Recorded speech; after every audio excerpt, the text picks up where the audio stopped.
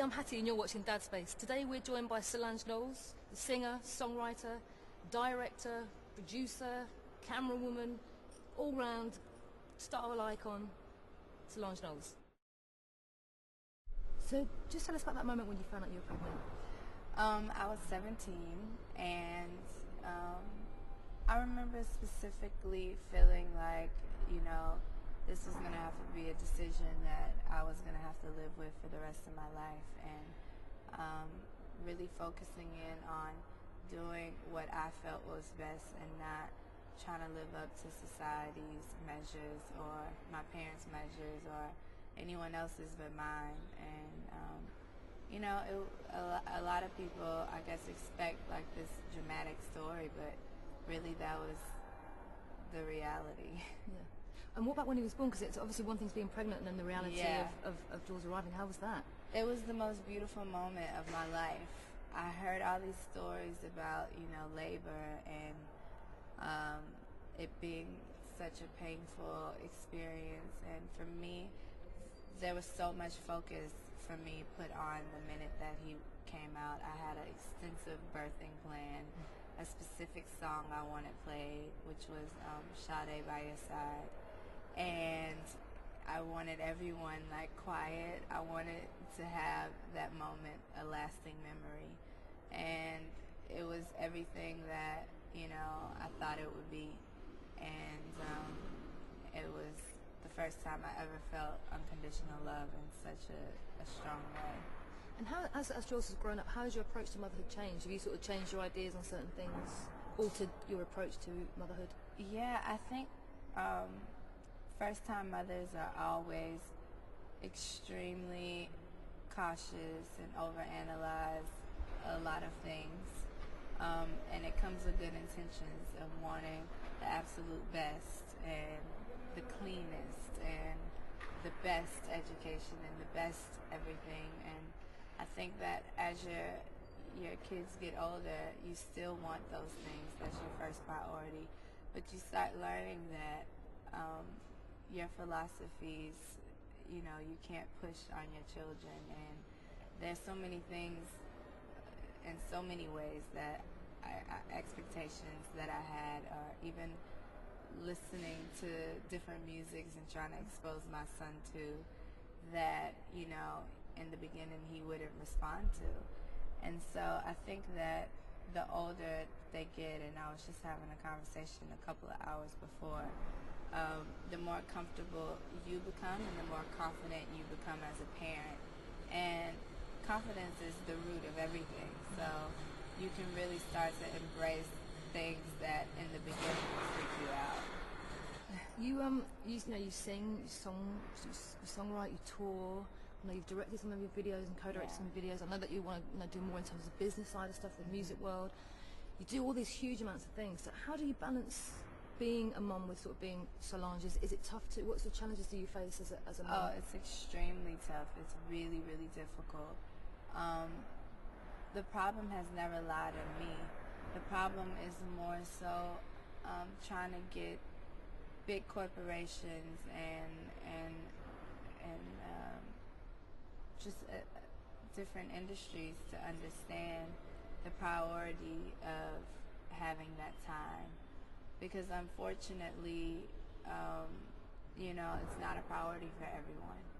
So trying to explain why I can only start my day at 5 o'clock, because I want to have the whole day with my son,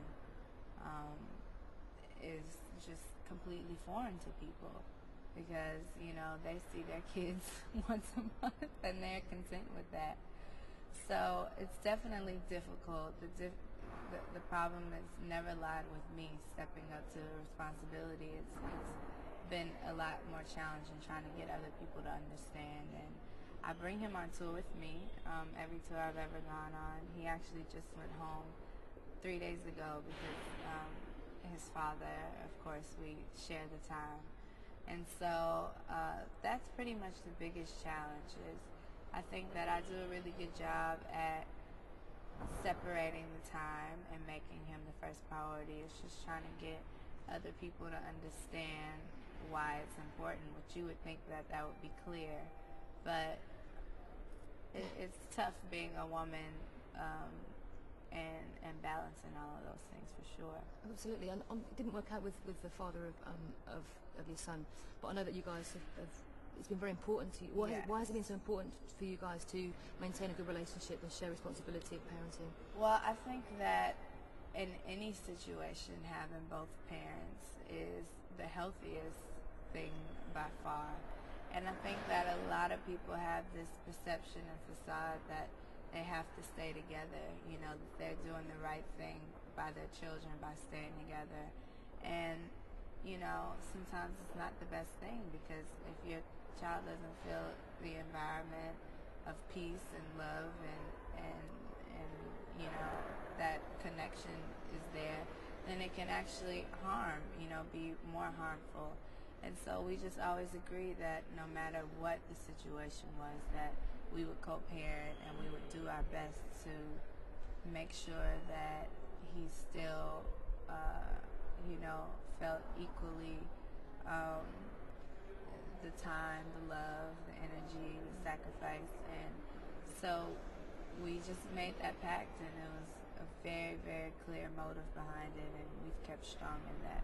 What about your relationship with your own dad? Obviously, you work with your father as a manager, and then you have him as a father.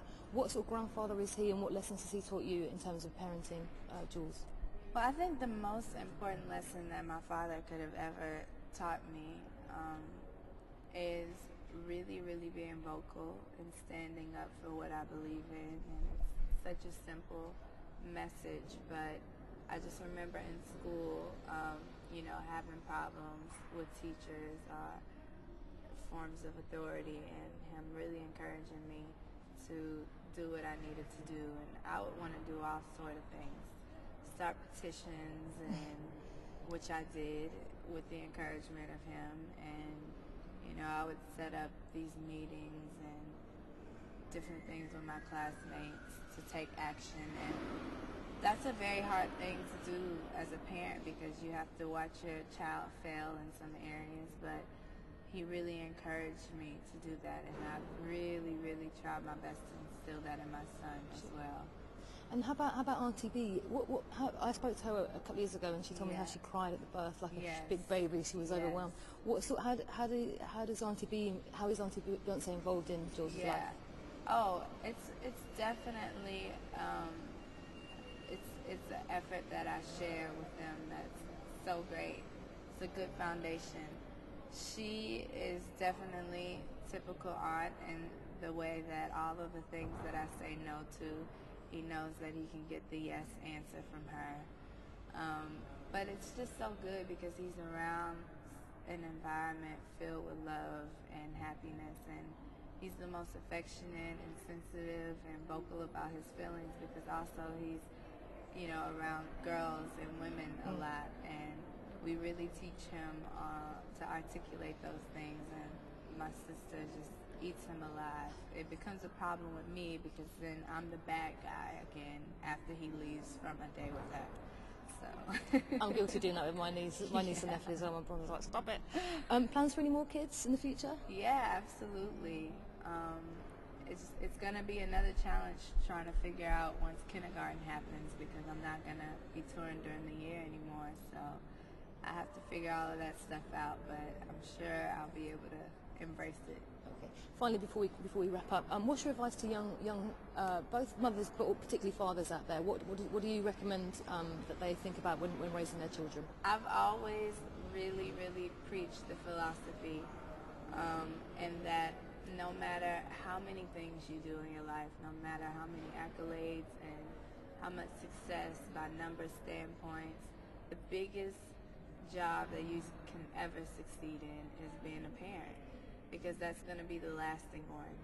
And one day you'll grow old, and you'll want your kids to take care of you the way that you took care of them, and it's a full cycle. And so my advice would definitely be to keep that philosophy in mind, because that's going to be the one last standing thing that is really going to matter and stand the test of time.